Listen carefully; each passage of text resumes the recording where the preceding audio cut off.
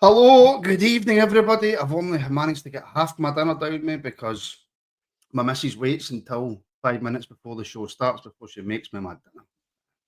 There you go. Shocking behaviour. Shocking behaviour. Tonight on your Monday night rabble in the sweat box that is this room, I am joined by Trev, a man who's seen a few sweat boxes in his time. Is actually Trev. Trev, how you doing? No clue what you're talking about, Martin. No clue what you're talking about. I'm grand, mate. I'm grand. I'm getting a bit roasted in this Rabble Udi, by the way, which you can... Would you say in a cold winter's night, it would just keep you really, really nice and snugly warm? It would. You could fit 2 people in here, and maybe some of our viewers have. So if you have, let us know. And how was it? Yes, well, listen, don't you pretend you've not done it. Saying nothing. I'm saying I'm pleading the fifth. But I'm roasting it now, and that's with no heating or anything on, man. It really is roasting this thing. It's good. It's warm, innit? How is it in Kirkcaldy, Kieran? It's wonderful and bright as ever, eh?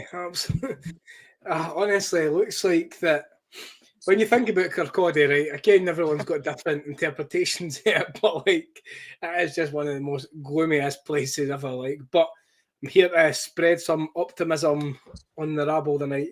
Just going back to Trevor's loft there, if you were just really quiet for a second, you could hear Wilf and Brian screaming for help to get let down. Oh, hello. I think you'll find that they're actually Trev's moderators in the loft. Have you? I mean, just you know how Kirkcaldy's like one street, Kieran. BKA wants to know if you've tried that Chinese in Kirkcaldy. I guarantee you the one that they're talking about is Rebecca's, which is the one on TikTok, with all the sparkly stuff and everything like that. I mean, because we're on a podcast, I'm going to say it's really good, and you should all try it. But if you look at the private chat with our messages later on, you'll find out what I think about it. All right, fair enough. This is not beard meets food, I should say. It could be. That could be a show that we could do. We're looking for more content for the summer, right? We are looking to get the members up, so it could be like each of us in turn goes out and just has a scran at a restaurant that's got a reputation or name on behalf of the rabble, and then send the bill back to Martin, and then we'll just see how it goes. I don't think that's a good idea. I think that's a terrible idea. Plus, I live in Hamilton, so I mean, there's none that gets a good review here. There was one that opened up a while ago. Was it Peaky Grinders or something it was called? They started to get a bit of a name, but I don't even know if that's still there. What a name. What a name. I get Martin's paying. The only way Martin can pay is if the memberships go through the roof, and then I can afford to pay. No, that's true. Trev, what's happening in the world of Rangers? It feels like an age since we've seen our team. It has. And apologies, I haven't been on much either. I was taking a wee break. A bit like the football team, to be fair, but at least they're starting to start playing for the new manager, Barry Ferguson. We were talking about before briefly, like what we, content's light, and Martin messaged me earlier on. It's like, what are we going to talk about? Because, we've mentioned it all. And I was about to say to you, let's talk about the performance of international players. And then just before I came on here, I just finished today's afternoon rabble, and I went, no, okay, let's not do that then, because I was covered to death. Well, I mean, we absolutely can in terms of if you want to talk Nico Raskin. I never seen that game. I'm raging, man. I saw Hamza's game, but I never saw that game. I'm raging myself. That was a better game to watch. Was it really that good, man, in the match, was it? Well, I don't know if any of you noticed, but we done I was going to say freeway, right? But you can't really say that on the internet, we done a Super Saturday type watch along for all the Nations League games the other night. And of course, I got lamped with France, Croatia. You what? You're still talking about Trevor's loft? Well, yes. But I got lamped with France and Croatia. Who did Connor get? Connor got Portugal. And whoever Portugal were playing. And Denmark. And of course, Alex got the... Oh, God, who was it? The Belgium and Ukraine. So I never really seen his performance, but it was night. It was last night. That's how good my memory is. That's why I don't do debates. That is absolutely why I don't do debates. But according to Alex, Kieran, Raskin was one of, if not the best player on the park. I watched a good couple of highlights. I never managed to catch a game myself, but I just kind of looked at the highlights and it looked like he strolled it. It looked like he'd been playing there for ages. Now, I've said this for a wee while that I think Raskin will be a future captain somewhere, if not Rangers. I do believe that at some point, if he continues the form that he's in, I believe that Raskin could become the Belgian captain eventually. I think he's brilliant. He just, for somebody so small in stature, he's just like a pit bull that runs about, intercepting passes, not afraid to make a challenge, especially when it's your second game for your country. All eyes are going to be on you because the golden generation of Belgiums have passed now. So it's going to be the case, I get it up here, and it's going to be the case of him looking to see, because, I mean, who he's got in the team beside him isn't that bad. I mean, Kevin De Bruyne. So, I mean, I think that Raskin, like the highlights I seen, etc., was really, really good. I think that he looked like he'd been in that team for a while and he just went about his business. He patrolled the midfield well. And from what I've seen, obviously, I can't comment fully because I've never seen the full game. But the highlights I did see looked like he was definitely deservedly a man of the match. You're on mute. Oh, Would you tell him for? Would you tell him for? I would have carried on. Because I thought my connection went. I was just going to say, he got a standing ovation off the park, Trev, and only his second international game, and in his first game, he only got 10 minutes. I'm sure Kevin De Bruyne could probably learn a thing or two off Raskin. I'm going to have to try and dig out these highlights somewhere because that's brilliant. I'm a little bit surprised, not in a bad way, in a good way, that he not only get called up as quickly as he did, but after his recent run of decent performances, but also he gets a start in only his second match. And he's up against Belgium. We get some world-class players in there. And he's doing absolutely phenomenal. I'm so chuffed with the guy. Let's say playing with people like your De Bruyne's and whatnot, fantastic players. So I just hope he keeps going. It's only a good thing for us. I don't want to see him go anytime soon. But if someone comes in with a daft bid, Chelsea, because he wants to play for them, and I'm not upset about him wanting aspirations for Chelsea and whatever. I don't mind as long as you say it in the right way. Then it does us the world of good. Same with Hamza. I want most of the players to be going into international duty, boys. I know there's the risk of them getting injury and we can't work with them during that 2-week period, but see if they're good enough, we hopefully don't need to worry about them as much, and we can worry about the guys that are not getting the caps because maybe they're not as good. We can spend more time work with them in the grass. But he's obviously learned a hell of a thing from Barry. Barry's the one that's getting the most out of him recently, and that makes sense. The only thing that for me that was ever a problem with Raskin was sometimes his passing was absolutely Beauchamp. And for a midfielder, that's Still one-on-one. something he has to work on, Trev, I think. Yes, he does, and he'll get there. It is getting better, though. You have to say it's getting better. It is at the finished article, no, far from it, but it is getting better. He would sometimes miss a 2-yard pass, and you're like, how did you manage that? Pressure, stress, but keep it going. Same with Hamza and that as well. Keep it going. Kieran, do we give Beale any credit for recruiting Raskin? I didn't want to give Beale credit for anything. I mean, apparently he was the brains behind 55, so you've got to give him that through gritted teeth. I'm going to say slightly, but bringing Raskin in, then you had to adapt to the Scottish game, so his teammates helped him there. Building the connections he has with his teammates, by the looks of it, is quite popular off the park as well. That's down to him and his character. You've then got Clement, that I can't say, the only thing maybe was he was thinking maybe Raskin was too injury prone, or he then had the issue where, do you think, so people again had said before that maybe they didn't get on, Clement and Raskin.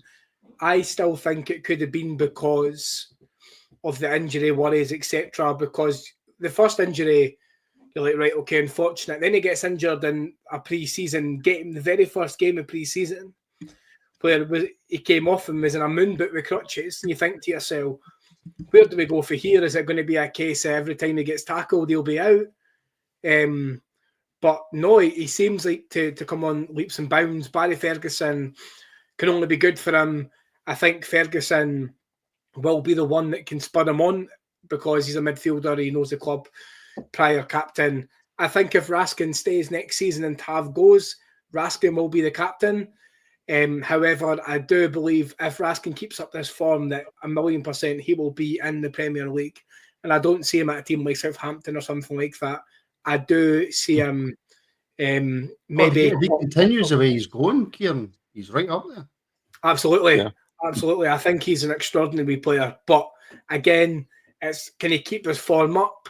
And then can you look at if he does get another bad injury, could that be then his form dipping again and building that time to get up? You will have the back of your mind as somebody come to get him a little bit injury prone at the start of his Rangers career.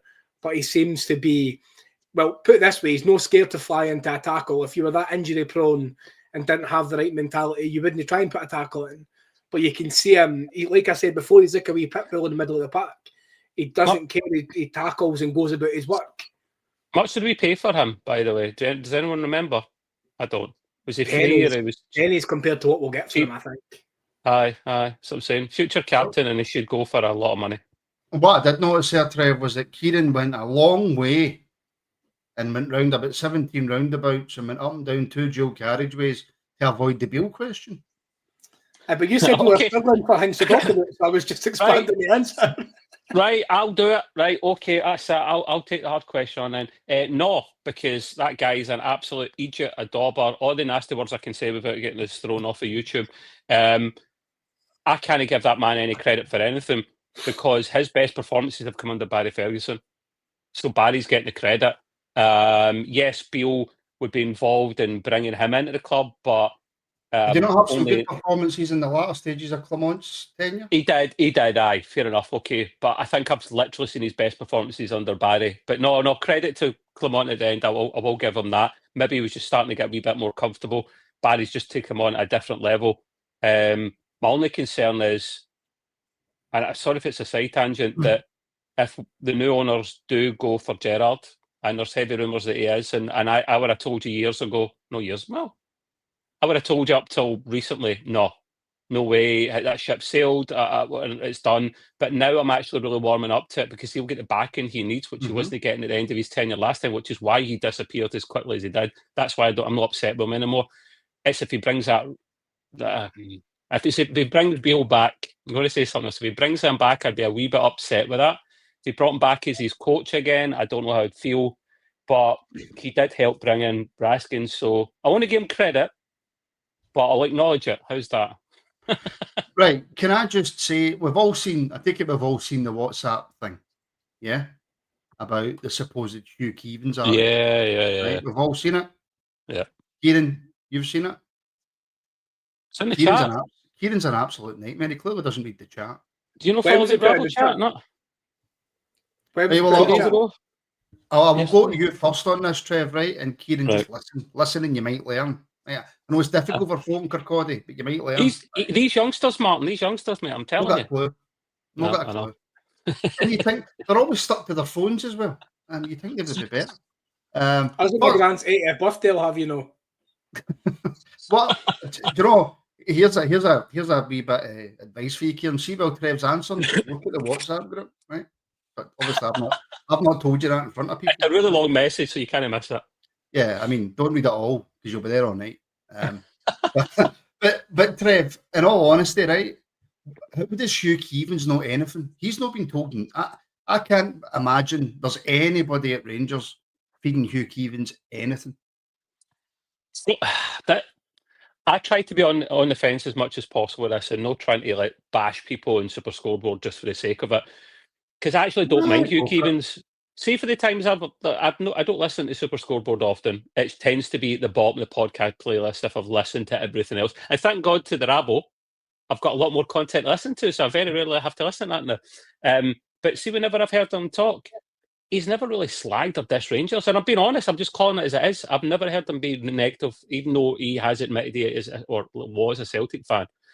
But he probably wouldn't know anything, Martin. And he wouldn't know anything because Rangers have tightened their belt and shut up shop when it comes to leaking any information now. They're very, very good at that. You don't tend to hear a player sign most of the time until he's signed. And I'm glad for that because I don't really want spoilers. I just want to know that, okay, there's a player, he's signed. The only way I think he would maybe know something, mate, is because he has been in the industry for an awful long time. Although I think he's been out of the journalism side of things quite a bit because he obviously does the radio and whatnot. So he probably hasn't heard anything, man. But there's a couple of sources coming out with something similar to that. It's just there's no way the 49ers are telling anybody anything. They're not. And we know Rangers do not let anything out unless they want it out.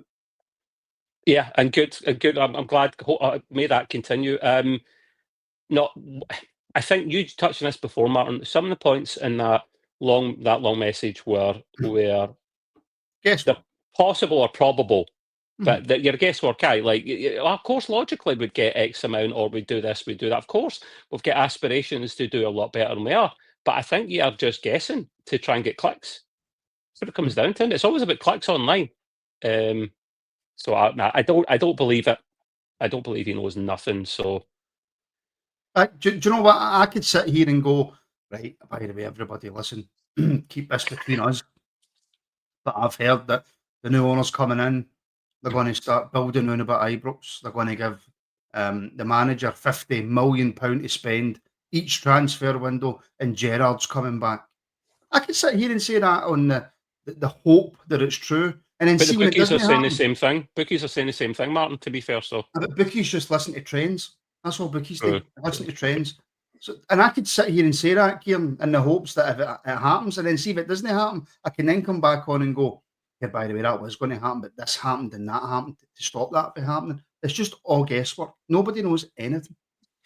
Well, that's the thing. Like, I mean, for such a big takeover, you don't think that they're going to be plastering it about of what's happening. They're going to have a kind of sort of plan, but they're going to keep their cards close to their chest as well. They're not going to want to come in and before they get the chance to actually look at what they want to do, etc. Like, same as people saying now, there's certain podcasts and fan media that are saying right now they've already got a manager picked and it's just waiting to be announced. Well, that's a load of shite. Like, how would we know that's happening? But then how again would we not know it's happening? They wouldn't be telling every Tom, Dick and Harry what's going on. No. But I think that I seen part of the text the other day, but I never actually looked at it properly because if Mark sends something, usually 9 out of 10 times I put it on. Yeah. Don't open any videos for him. It's great to see the video. But I just think that the way people are trying to portray it is that everybody wants to be in the know. It's kind of like at the moment around Rangers just now, it's like we've got too many eyes that need to get in the gossip and they need to go and spread it. And no matter if it's going to grow arms and legs, before you can it'll be Sir Alex Ferguson's coming in with £100 million to spend. You know what I mean? It's ridiculous. What we need to know, we'll get to know eventually. And as I said before, they're going to come in with their cards close to their chest. They're not going to be coming out and making a big song and dance until they've got something to make a big song and dance about. Well, Kieran, can you tell me what any football club in the world's transfer budget is? Did any football club come out and go, oh, by the way, this season we've got this amount to spend? No, you get the ones that maybe cryptic clues, but nobody will come out right and say, we have got this to spend, we will spend this and we won't spend this. Kind of apart for the club across the city, they've got other expenses to pay for. So, I mean, that was very political of you, Kieran. Well done, mate. Well done. That was very, very political of you. Because, and you said it very quick, so nobody heard you. Don't worry about it. Because for legal reasons, obviously, you're not talking about anything. Cherny's water cushion is what I'm talking about. That's exactly what you're talking about. Yep. Good point. By the way, that's still brilliant. I still love that. Scooshgate. Oh, So good. That would have been 10 times worse if there was no international break, by the way. Here is that short signed yet? Is it still in the later stages of the bid? Because it was like Oh, did 30 they not go grand. for like 24 grand or something? Was that if someone in the chat tell us, would they? I'm sure. I'm pretty sure somebody in the comments will let. I'm sure it went for like 24 grand. There's been a discussion. I could bring back Target. Remember Target? Target from back in the day.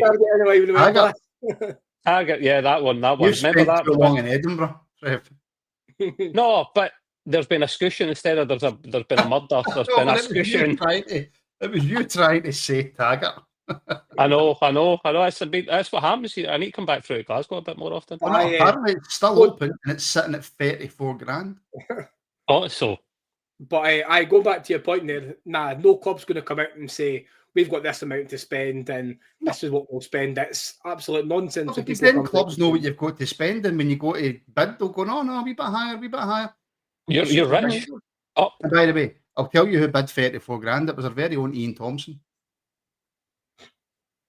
He's got the money to spend on that. Yeah, he looks like an expensive lad. I don't know what it is. I don't know. Is it the gel he puts in his hair, or the makeup he puts on, or what? You want to see him in pre-production before we start the podcast. He's got 2 hairdressers next to him and a makeup artist. It's ridiculous. It's absolutely ridiculous. He's got a sunbed in his living room. He's got a sunbed in his living room, Leave poor Dennis Law alone. That's a shame. Let me see. I'm waiting on Ian's response. Somebody's put 34k for a top wide, and then KW's put we paid 12 million for Flo's. which is slightly harsh. Flo scored goals. Geordie's Trev, I love that old Scottish show Target. I've forgotten the name of it. Trev, you raised a good point with me actually before we started, so I'll bring this to you first, and then Kieran. Is that the vinegar crisps? No, I don't know if tonight's a night to speak about crisps, is it? Is it really? Doritos zesty vinegar. Just trust me, people. You'll thank me later. Is it pure salt and vinegar in your mouth? No salt, just vinegar. It's just absolutely vinegar. Guaranteed to get a mouthful sir after. That's what I was looking for. I'm with you, but on discos. Although, what I will say is, you barely get anything in a packet of discos anymore. They call it a grab bag, and a grab bag's just what a normal bag was back in the day, but they can make it £1.25 or Robin at bar stewards. Mm-hmm. So they are. If you buy a normal packet of discos, you get about 6 discos in it. Mostly fresh air. So what was the point I brought up before you forget it? Yes, sorry. When people mention crisps and sweeties, I get easily distracted. What's the hopes then, Trev, for the rest of the season?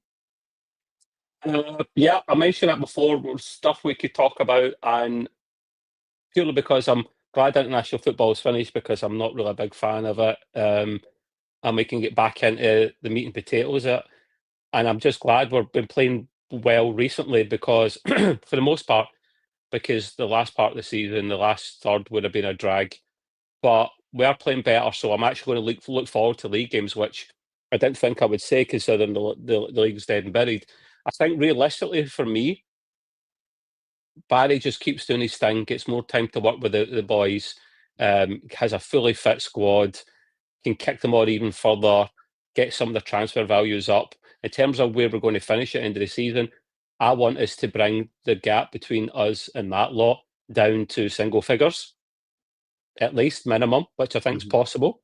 I want us to, even if we went out in the quarterfinals of the Europa League, it's no disappointment. I think we leave with our heads held high, but never ever count us out against any team in the Europa League. So if he gets us through a semi,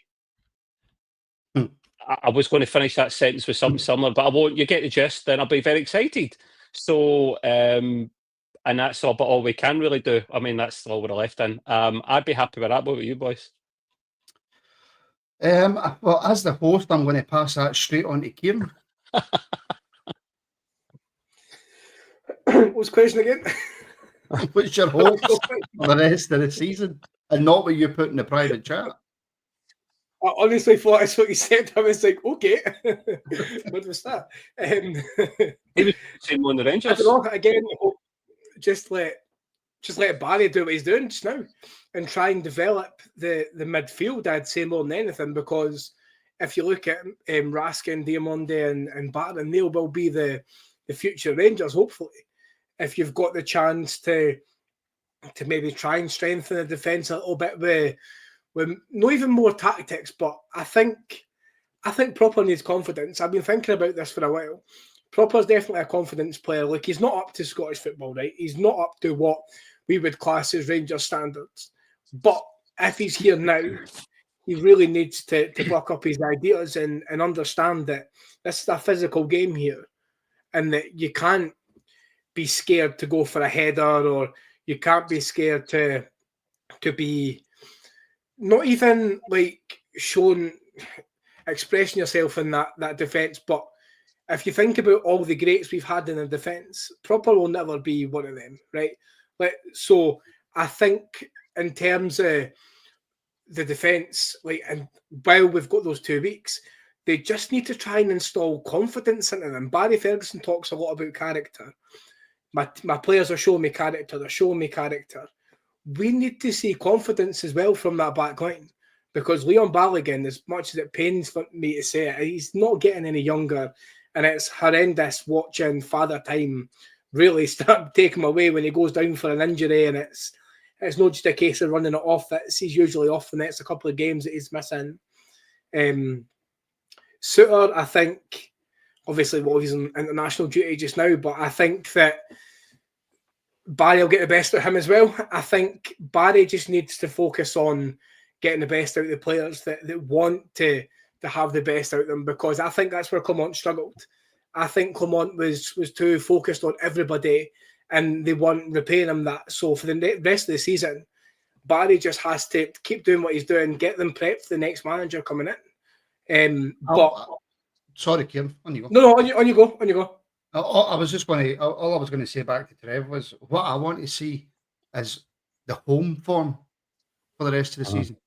I want to see us be that confident Rangers team, and for however many home games we've got left, I want teams to come to Ibrox and go, oh no, by the way, they're on it. I don't fancy it. I don't fancy going to Ibrox. I want us to make, not that we can, even if we win every home game that's left this season, because we've been so poor for the majority of this season, but I want us to try and move into next season with confidence, make Ibrox a fortress again. Don't drop any points at home, win every game, don't concede that many goals, start scoring a barrel load of goals and just saying to the teams, listen, this is us now. This is us finishing the season now. Look what we've got at the end of the season. Look what we've got coming in. So be afraid come next season. Yeah. I want us to just puff out our chest, rise up our shoulders and go, no, we're Rangers. Bang on a banana there, son. I think the last part of this season, the last third, is almost like an early summer transfer kind of for the players. They're playing for their futures. They're playing for next season. This sees them starting almost next season a bit early if they want to keep their jobs with Rangers, because I don't think we'd be scared to try and get people at the door if they're not performing. The home performance, you're spot on there, mate. That is a concern. It's a massive concern. Usually we never have a problem with our home performance. It would be the opposite, if anything. And it's alarming why it was so bad. You've got professional football players literally fear to play at their home stadium because they can't handle the expectations. They can't handle the jeering, the booing and whatnot. That does my box in, that one. So I hope it does get resolved, because Barry is doing a good job so far. I think he will start addressing that though. And what does that then tell you at the end? If he does the home form turned over, it'll be the players were all right for the most part, because they're proving that they're playing pretty well at the moment, but the mentality and the coaching and whatnot wasn't up to scratch, and that would be down to Clement. I'm not trying to bash him too much. He seemed like a lovely guy. He just couldn't cut it. He never got it. He never got Rangers or Scottish football. And Alex Ray sitting in the background, he was on Super Scoreboard the other day. I mean, the reason he didn't probably tell him more of what was going on is because he was too busy chewing that chewing gum like he always bloody does and nothing else. He must have a sponsorship deal with Wrigley's, that's all I can think. So no, I am looking forward to next. I'm genuinely looking forward to it now, boys. I'm actually getting more to talk about, to think about. I'm buzzing for it because we'll have the new news coming through about the 49ers takeover and whatnot.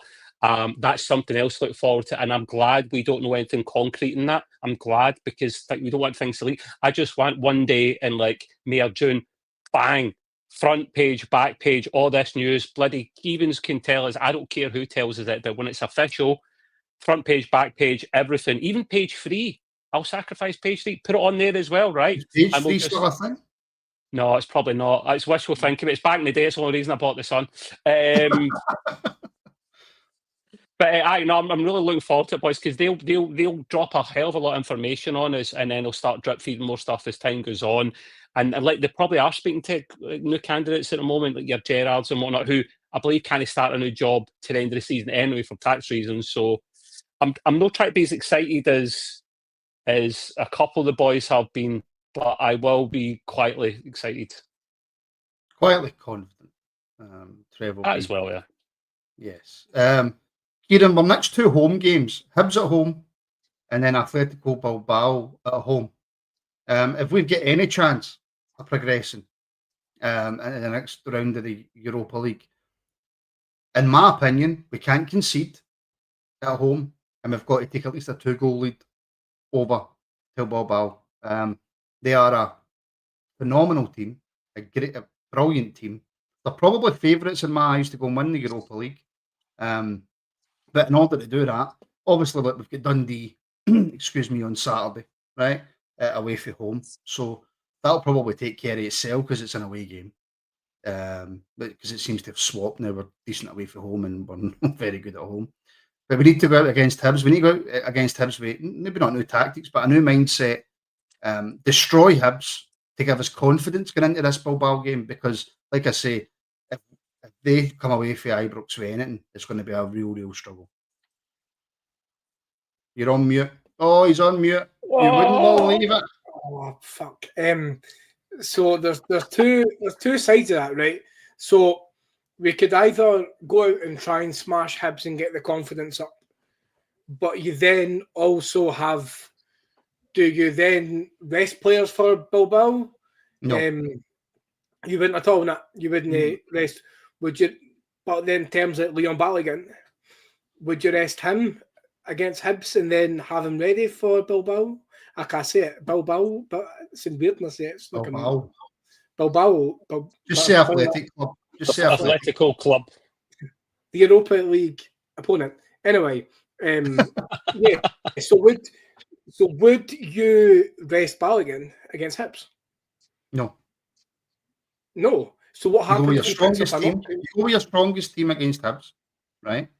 Everyone's just had a week and a half off. So you go with your strongest team against Hibs, right? You get the game done. Then you bring the likes of your Balligans off. Then you bring the likes of, I don't know, whoever else is maybe struggling a wee bit for fitness or whatever. But no, we need to get this out our head that players can't play. I mean, it's 5 days after the Hibs game. I know, it's just my point on that is I agree with you on everything else apart from Balogun. And my argument on that is in a game where we will be under the cosh a lot against Bilbao, however you say it, anyway, Athletic. We'll be under the cosh a lot against them. So I would be wanting Balogun fit as he could be. And I know everyone says start your strongest 11. I totally understand that. But the only argument I have there is to wrap him up in cotton wool, because I don't want Proper then starting with Suter in that game. I just feel that they will exploit. You're happy for Proper to start with Suter at home against Hibs? See, I would maybe do Suter and Fernandez or something. I don't see Proper as an option for Rangers. I just don't. Well, I think Suter's not available for the Bilbao game. Fernandez, I forgot about him almost. You get him a chance against Enciala. You know? Well, that's what I'm thinking. Like, Enciala Insiala and Suter maybe for Hibs. And yeah, because Suter misses the yellow card, isn't it? Suter and Was he Diamandi. missing Diamandi? That's it. So you've then I just go back to it. I don't want Balogun injured. And I know that it could be you keep him off against Hibs, he plays 5 minutes, and against Bilbao and injures himself. Do you know what I mean? But I would do whatever I could to keep Balogun fresh. The league's gone. We can't catch Celtic. We're out every other cup. What's the point of wasting a player like Balogun? I don't think he needs to get up for a game like that. He understands, eh? No, I'm talking for the team morale. No, I get that. I get that as well. Like if you get hammered by Hibs, and then it's going to be an absolute shambles of confidence. But I just feel that we have enough to get past Hibs. I feel like we've got enough without having to use Balogun. And I feel, and again, you can shout at me if you want in the comments. When was the last time, Kieran, we won a game at home? And you think you've got enough to get past Hibs without Balogun? See, I just think there's this new mentality that's installed with Ferguson, though. I think Ferguson goes on about character, and yeah, people can mock him saying, "No, that's what he talks about." He's backing it up at the moment. So again, I feel that it's going to be keep Balogun until the Europa game.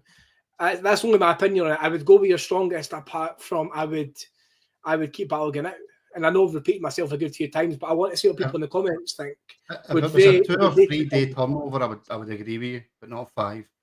Not 5 days. It's just my way of thinking it. But then you've also got that right. So he wouldn't have played for 12 days, and then you're putting him into a game against Bilbao. Bring him on for the last 5 minutes against Hibs. There we go. Moving on quickly, Trev. Who would you play in place of Diamandi in the home leg? Because we're missing him and Soapy, aren't we? Oh, I'm glad it's at the home game. Actually, I would rather, if I had the choice, what game to play those two in away, to be honest with you. There's the bloody quiet. I generally would struggle because those three in the midfield are playing so well together. You could maybe look into... Does Bailey Rice come in? Push Raskin forward? Or you could put Hadji in and push him slightly further up or slightly further back in a more attacking position, especially at home, because it is supposed to be a home leg after all. Bailey Rice is a lot, though, to bring... Listen, Barry, I believe him when he said he'll give youngsters a chance. I just don't think... How many managers have come and gone that just don't see enough in these young players we've got at the moment? I want them to succeed, but if there's a few managers that are going, no, I don't think 9 out of 10 of our youngsters that come through, in fact, 9.5% out of 10 of the youngsters that come through, I don't think are good enough for us.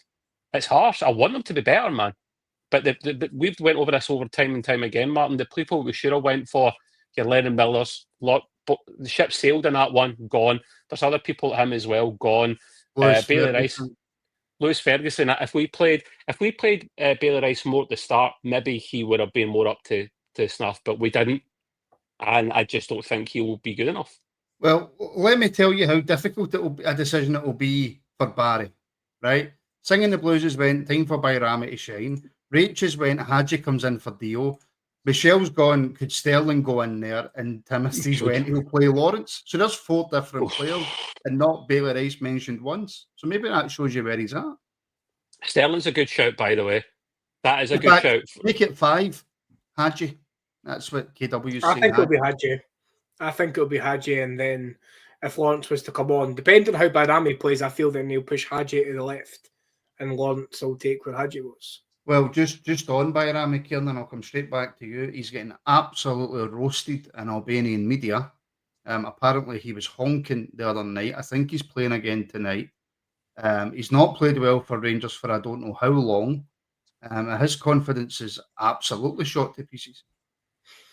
Yeah, I mean, some people, it could be that it's a culture shock. It could be that, but when he first came in, so this is what I said, right? When he first came in, he had McCausland playing next to him. Now, when he first came in, he was trying tricks, he was trying outrageous passes. that McCausland was not on the same wavelength, and you could see. I think it was maybe 3 games that he.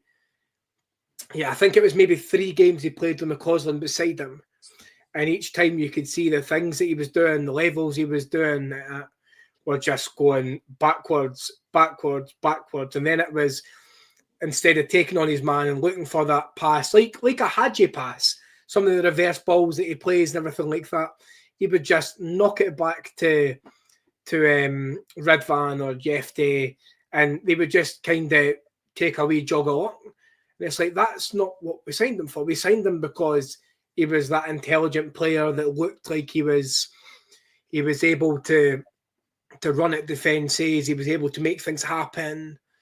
But yeah, I just don't think he's found his consistency, and it's a shame because I think that when he was good, he was pretty good. He looked well when he played the first or second game against Celtic, when he man-marked McGregor and took him out the game completely. But yeah, that's all it needs to be said. He's benched for Albania against Andorra. Right enough, it's maybe not a massive game to them. No, but he doesn't get benched.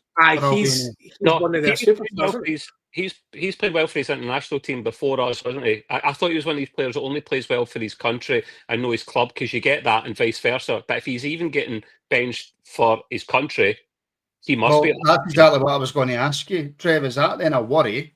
The fact that, like you say, he's always played well for Albania. He's always getting rave reviews. And now, all of a sudden, he's not playing well with us, and he's went away in international duty, and he still can't find his form. Yeah, there's 2 sides to that. So yes, I'm concerned. It means that we're not just picking on him. He has been proven at club and international level to be honking at the moment. However, because we know he is a quality player, because we've seen him putting in performances for Albania, we know he can come good again. You know, I'm hoping Barry can try and get something out of him, because a player doesn't play well and has great performances like that, goes honking for the rest of his career. Very rarely does that happen. He'll usually come back to form at some time. I think that'll be the case with Barami, to be honest with you. And I kind of hope it really does, because we spent, what, 4 million odd quid on him? Can he afford to be pissing up against the wall, Martin? No. We need to be getting something out of our money. Otherwise, at the end of the season, thing is, here's a question, and it depends maybe on how well he does for the rest of the season. Would you want to give him another season's chance, or if we get close to our own money back, just try and punt him on? I think that's completely up to the new investors, Kieran, to be honest with you. But how long did we give Barisic? I mean, oh, God. Yeah. I like Barami, right? And I know that he has games where you don't notice he's there. He does come up with some quality moments in games, whether it's a really good pass, a good run. Some of the off-ball movement that he makes is really good. But I'm with Krizik and Ian there. If we get money for him that's close to what we paid, I think that he's maybe just not adapted to Scottish football. I think that maybe the way that he wanted to play was zapped out in by Clement's system, and he's just not got faith. You never know. Because again, that doesn't explain international football though, Kieran. Could it just be that he's in a real bad form of confidence in his own head just now, though? If you think about it, so he, like, and I always say this, right? Players aren't they're not robots. So when they see things on the media, etc., about them, you're going to see your name and you're going to have a look, aren't you? Let's be honest, you're going to have a look. If he sees constant negative reports and people ridiculing him, etc., not even just like our fan base. When he's been on, there's other teams, fan media, etc., that's ridiculed him when he's been on the pitch. I've seen some of the podcasts, listened to them where they're going, is it an empty jersey, etc. And yeah, we can say that, but as much as it comes down to terms of players, like, so he's got that confidence issue. He's also got the confidence issue of he's not playing well. He's got a big reputation in the Albanian team.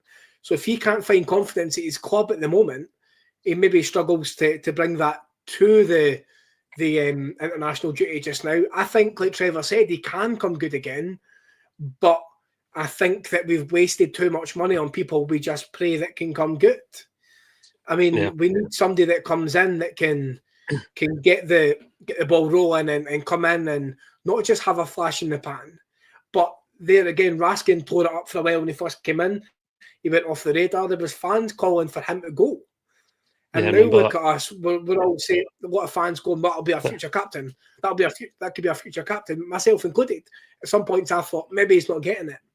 But I just don't feel that Bajrami, although he could come good, I just don't think he'll ever fully adapt to the Scottish game. I think that if we do get that money, then we will need to punt. Well, I'll bring up this, Trev, for Blue Mac, right? If we had paid £2 million for him, would we be having a different discussion? Because Blue Mac's saying it's the fact that we paid $4.5 million for him that's putting me off. Yeah, there's definitely some truth to that. It's kind of obviously far less. It's kind of the Torrey Andre Flo scenario when we start spending significant amounts of money, and I know 4 million is not the same as 12 million, but when you start spending that, you're expecting more when it's not the player's fault. But I'm sorry, us as fans, that's how we are, and I don't think we really need to apologise for that. We would be giving him, if he was only 2 million, we'd be giving him probably next season as well to try and prove himself. But because of the money, we'd be trying to punt him, I think, this summer, unless he dramatically improves his performances. I was just alarmed when you guys said that he was benched for the last game for Andorra, because I was like, Albania. Is that Andorra? Albania? Albania against Andorra, yeah, tonight. That's it, yes. Aye. I was really surprised by that, really surprised by that.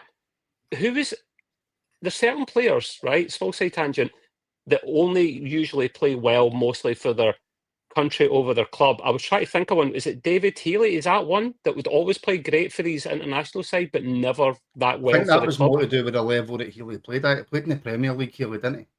So, yeah. I mean, and he done okay in the Premier League. He still scored goals, just not to the level of a top striker. But Northern Ireland, wasn't it? But when he played for Northern Ireland, he scored against everybody.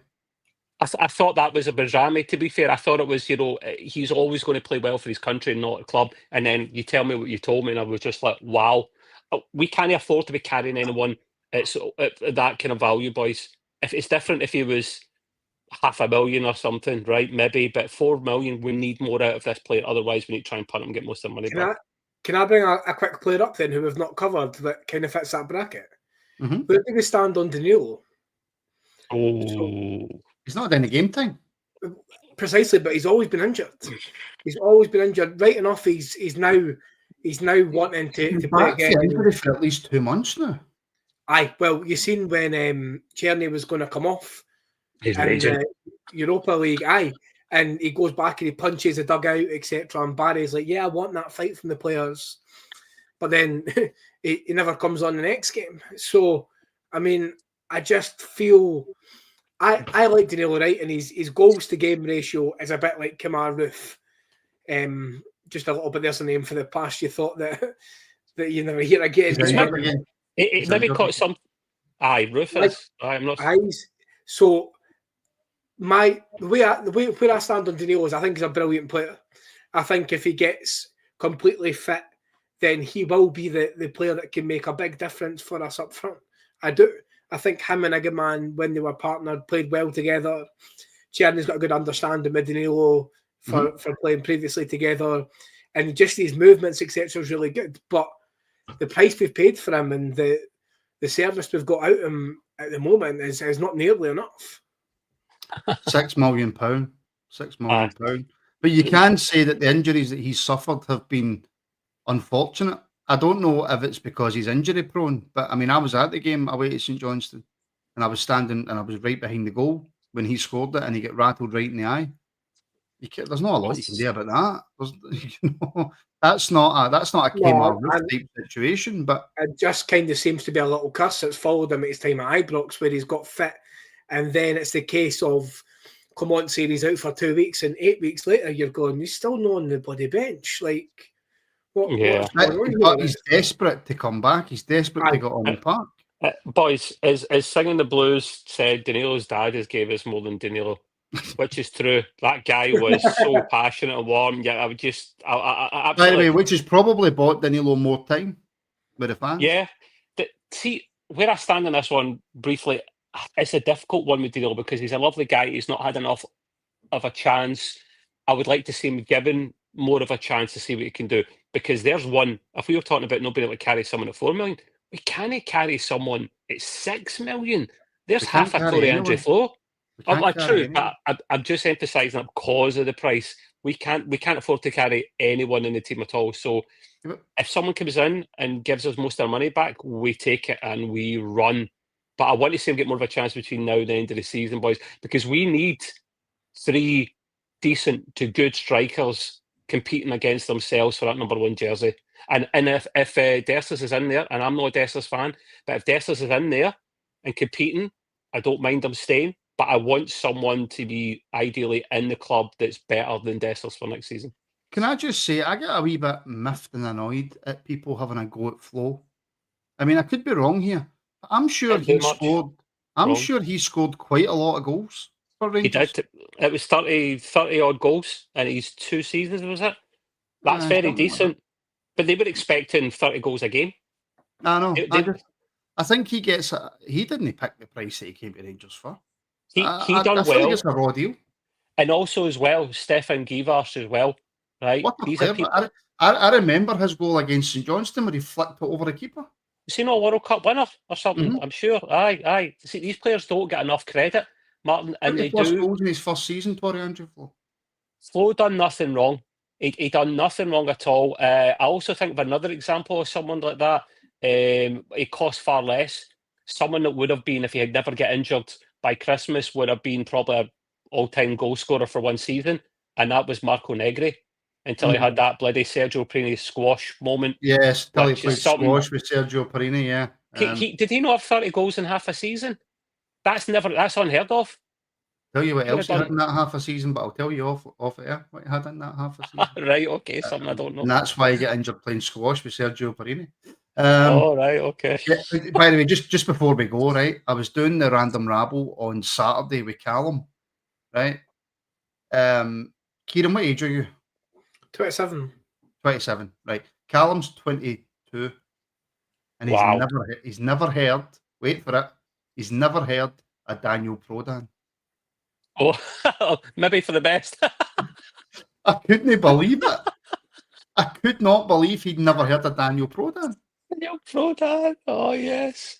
Please say you've heard Daniel Prodan, mate. Please, Kieran. Of course Thank he has. Most sensible people have. Even like he's part of Rangers folklore. I'm never playing. Aye. Some player as well, by the way. He was some player. Yeah. God. That's brilliant. Anyway, chaps, I think we shall leave it there. But everybody watching, before you jump off, before you close the windows down, please like, share, and subscribe. It really, really helps the show. And if you want to come back after we're finished and leave a wee comment, then I'll reply to you, and it really helps. If you don't, you're going up there. Yes, if you don't, you'll be stuck up in Trev's loft. It really, really helps to share the pod out. And can I just say, over the last week and a half, the memberships have jumped. So thank you very much, folks, because like I said to you all before, in order to keep this podcast going, we need the memberships to grow, especially as the season's coming towards its, I'll say it, climax. We need the memberships to keep on rising, keep on growing, so we can really, really do what we need to do with this podcast, which is exciting, and there's a lot more to come. We've got a really interesting interview coming on Wednesday. It's an hour and 45 minutes long, so keep your eyes peeled for that. I watched some of that earlier on. I won't say who it is for the public YouTubers. I enjoyed it. Did you enjoy it? Good. It's I'm glad the you bit of it enjoyed I've seen. And yeah, make sure the notifications are switched on so you know exactly when we are going live, because YouTube is a nightmare at letting you know when we go live, so you never miss a show. And like I say, if you want to help support the podcast further, you can become a member now. Links are in the description. YouTube memberships or Patreon, whatever one you prefer. Just so you know, if we're doing a live show on the YouTube memberships, it then gets uploaded onto the Patreon, but we do a lot of pre-recorded stuff as well. And big thank you to our sponsors, Blue Unicorn Digital, affordable web design built for growth, and Mortgage Haven UK. A massive thanks to those guys. Mortgage Haven UK are a whole market mortgage brokers with access to over 100 UK lenders, plus access to specialised lending solutions such as commercial and second charge finance. They provide their clients with an on-demand level of service from first inquiry to their last mortgage payment. You can't ask any more than that. And of course, just before we go, the legend, the legend, what is it? The man, the myth, the legend that is Jim Sloan. Can you still buy a coffee? Yeah, if you don't want a membership, you can buy the Rabble a coffee. The link for that is also in the description. And he drinks a shit ton of coffee, so I appreciate that. I do, and you can also purchase yourself a travel mug. See if you go and you check out what we've got in the store as well. I know I'm doing the salesman thing, right? But it's all good gear. It's all the best of gear. As Trev will show you the hoodie that we've got. And I will also say, just before we go, folks, for those of you who are actually love certified, hanging about to hear my wee spiel at the end, if you spend £50 or more, $49.99 or more in the store, you get entered into a draw to win a PlayStation 5. All you need to do is email proof of your purchase to rabbleisland@gmail.com, and you will be entered into the draw. And once we've got enough people in the draw, that draw will be made and one person will be selected, and it could be you. So who can say no to a PlayStation 5 for $49.99? Yeah. And it'll be hand-delivered by Donald, who will be wearing a mankini. I mean, come on. You can't get any better than that. I hope my mum doesn't win that, then she'll have a heart attack. Or will she? Who knows? No, Donald's not becoming my new stepdad. No, it's just not happening. I'm telling you. Oh, right, Donald would love to be your stepdad. Absolutely love it. Trev, Kieran, thank you very much. Thank you to everybody for tuning in. Members, I'll see you in half an hour for the EPL show over on the membership pages. Thank you very much for helping to support us, everybody. Thank you for tuning in. And we shall speak to you all very, very soon.